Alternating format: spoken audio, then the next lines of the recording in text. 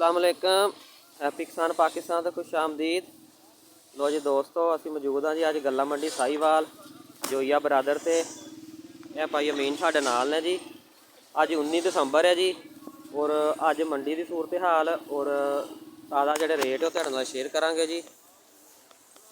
चावल की आमद जी कम हो चुकी है और मकई की जी आमद जारी है और लोग जोड़े गिला ही माल लैके आ रहे हैं।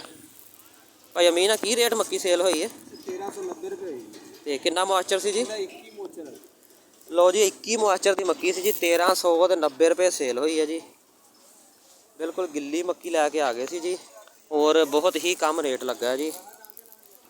तो इस तो इलावा ज़्यादा ढेरियाँ की रेट सेल हुई जी? ज़्यादा ढेरियाँ 15-16 के रेट सेल हुई जी। उन्हें रेट टॉप का जोड़ा है 1750 रुपये। मुआचर जी? मोचर 14-1750। लो जी 14 मुआचर जोड़ा 1750 रुपये तक रेट है। बाकी जोड़ा है तकरीबन ज़्यादा ढेरियाँ 15 साढ़े 1500 तक जड़ियाँ सेल हो रही ने। तो भाई अमीन तुसी देना ज़रा चावल के की हालात ने जी झोने के? चावल 1509 हाथा जो अच्छा क्वालिटी की 4900 से 5100 रुपये रेट है। तो कायनात? कायनात 5300 रुपये का रेट है अच्छे माल का टॉप है।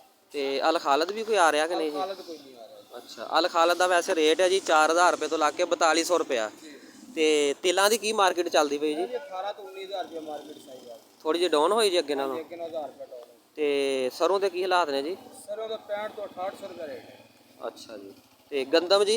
गंदम रेट 47 तो 48। 47-4800। इस तो इलावा गुड़ भी आ रहा जी? हाँ जी, गुड़ भी आ रहा है। गुड़ कितना विकता जी? गुड़ 5500 तो हल्का स्टार्ट हो रहा है, बिल्कुल हल्का या नरम गुड़ है। अच्छा जी। 7000-7200 रुपये का रेट है। अच्छा लो जी, यह ना असी 19 दसंबर का रेट तुहाडे नाल शेयर किया जी। भाई अमीन साडे नाल सी जी। जोईया बरादर दुकान नंबर 98। अगर तुसी साहीवाल गल्ला मंडी दे विच अपना माल सेल करना होवे, जोईया बरादर दुकान नंबर 98 नूं तुसी याद रखना जी। और इंशाल्लाह नैक्सट वीडियो लैके तुहाडी खिदमत हाज़र होवांगे जी। जिहड़े दोस्तां ने चैनल नूं सबसक्राइब नहीं किया, रिक्वेस्ट है जी चैनल सबसक्राइब कर लो, बैल आइकन नूं दबा लो ताकि मंडी के रेटां के हवाले नाल और मुख्तलिफ फसलों के हवाले नाल वीडियोज़ तुहानूं देखण नूं मिलदियां रहन।